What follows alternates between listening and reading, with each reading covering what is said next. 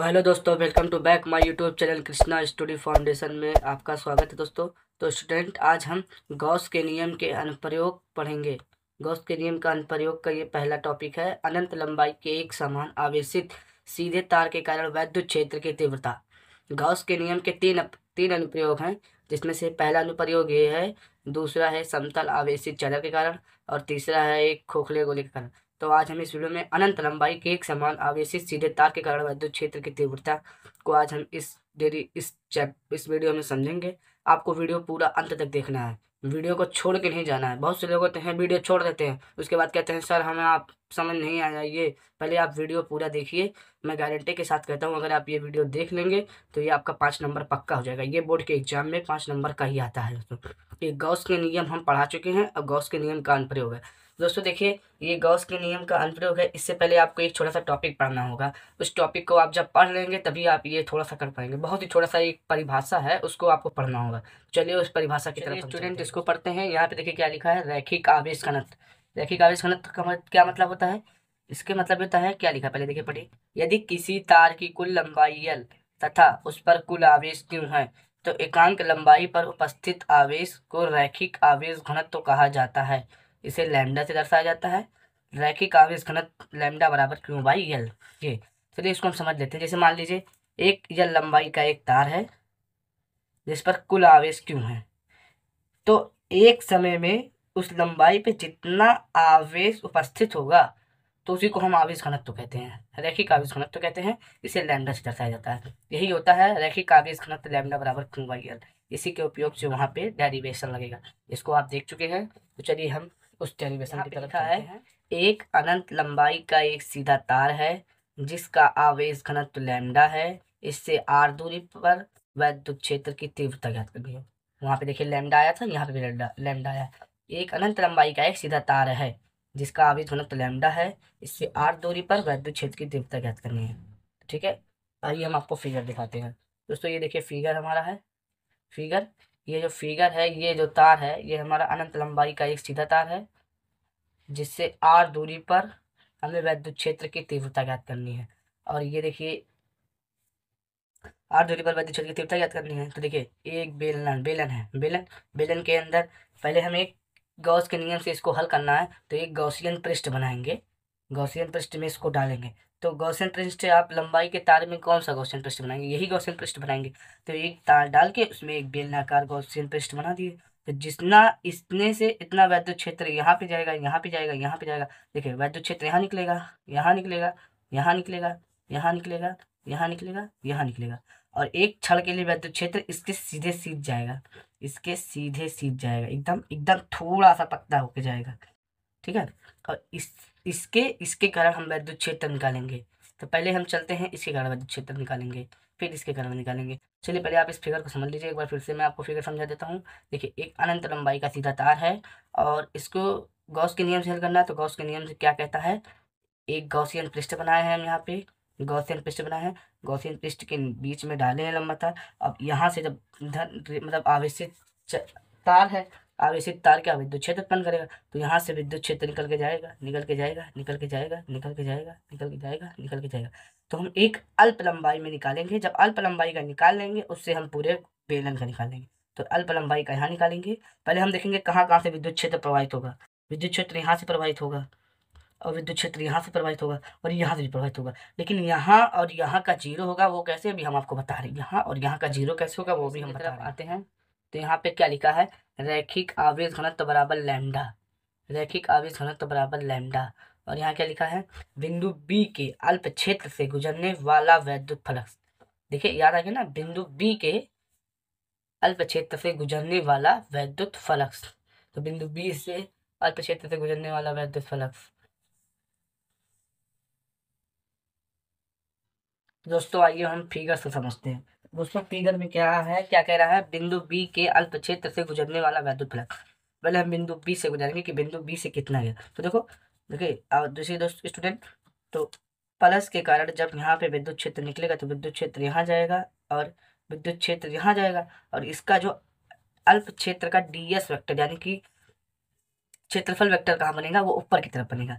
जैसे मान लीजिए कोई चीज है, ये पेन है, पेन पेन का अल्प क्षेत्र वेक्टर यानी कि डीएस वेक्टर क्षेत्रफल वेक्टर कहाँ बनेगा, ऊपर की तरफ बनेगा। और अगर यही चीज हम ऐसे रख दें तो इसका क्षेत्रफल वेक्टर कहाँ बनेगा, इधर बनेगा। कोई चीज अगर ये मेरा देखिए हाथ ऐसे है तो इसका क्षेत्रफल वेक्टर कहाँ बनेगा, क्षेत्रफल वेक्टर किधर, इधर बनेगा, इधर। अगर यही चीज ऊपर होता तो इसका क्षेत्रफल वेक्टर कहाँ बनता, ऊपर बनता। तो यही बात है, इसमें भी देखिए इसका क्षेत्रफल वेक्टर इधर बनेगा और इसका विद्युत क्षेत्र इधर जाएगा। इसमें तो विद्युत क्षेत्र सब इधर जाएगा, इधर भी, इधर, इधर भी, इधर। एक पल के लिए विद्युत क्षेत्र इधर भी जाएगा। तो इसके इसके बीच बना कोण कितना है, 90 अंश का कोण बना है। तो इसके और इसके बीच का कोण कितना है, 90 अंश। तो यहीं से हम सॉल्व करेंगे। क्या लिखा है, बिंदु बी के अल्प क्षेत्र से गुजरने वाला वैद्युत फलक। तो वैद्युत फलक से क्या होगा, डी फाई ई बराबर e not T F vector. ये वैद्युत फलक निकाल रहे हैं, पहले हम वैद्युत फलक निकालेंगे। तो वैद्युत फलक निकाल लेंगे। तो वैद्युत फलक क्या होगा, e naught d f. D f क्या है, डी एफ वेक्टर हट जाएगा, जब हमारा वेक्टर हट जाएगा तो देखिए e naught d f cos theta. और फिर डी फाई ई बराबर e naught d f cos 90। Cos 90 का मान कितना होता है, जीरो। तो कॉस कॉस 90 का मान जीरो होता है। जब कॉस 90 का मान जीरो होगा तो ये जीरो से जीरो सब बुरा हो जाएगा, सब जीरो हो जाएगा। तो डी फाई ई बराबर जीरो, जीरो हो जाएगा। तो यहाँ पे बी पे कोई वैद्युत फ्लक्स नहीं मिलेगा, कोई वैद्युत क्षेत्र नहीं गुजर रहा है, उस समय के लिए कोई वैद्युत क्षेत्र निकल रहा है। अब देखिए बिंदु ए पर वैद्युत फ्लक्स, बिंदु ए पर वैद्युत फ्लक्स कैसे ज्ञात करेंगे। तो देखिए दोस्तों, ये रहा बिंदु बी, ये रहा बिंदु ए।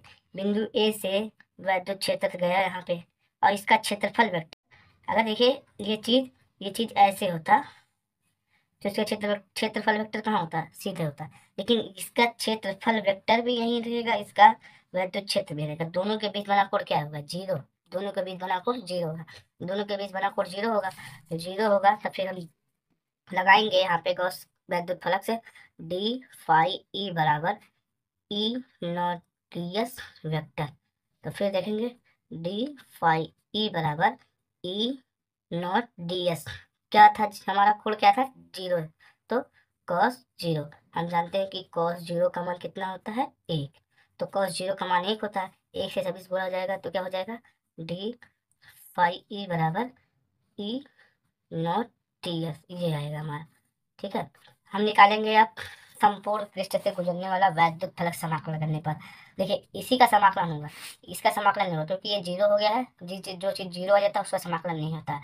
अब इसका समाकलन होगा, इसका समाकलन क्या होगा, देखिए तो इसका समाकलन हम करते हैं। इसका समाकलन होगा तो डी हट जाएगा, फाई ई बराबर ई,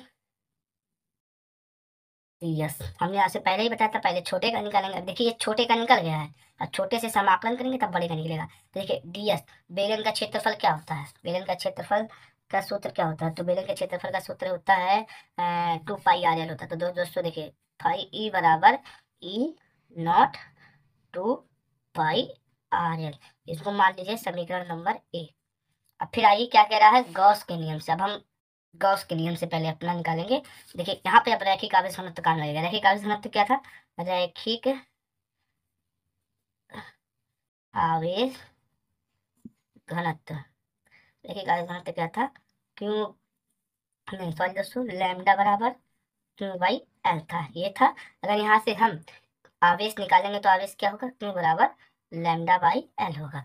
तो देखिए गॉस का नियम क्या था, गॉस का नियम हमने आपको पढ़ाया है, फाई ई बराबर क्यू बाई हाफ साइलेंस। देखिए अब इसी पे यहाँ पे क्यू का मान यहीं पे रख देंगे। तो क्यू का मान जब रखेंगे तो लैम्डा एल बराबर हाफ साइलेंस हो जाएगा।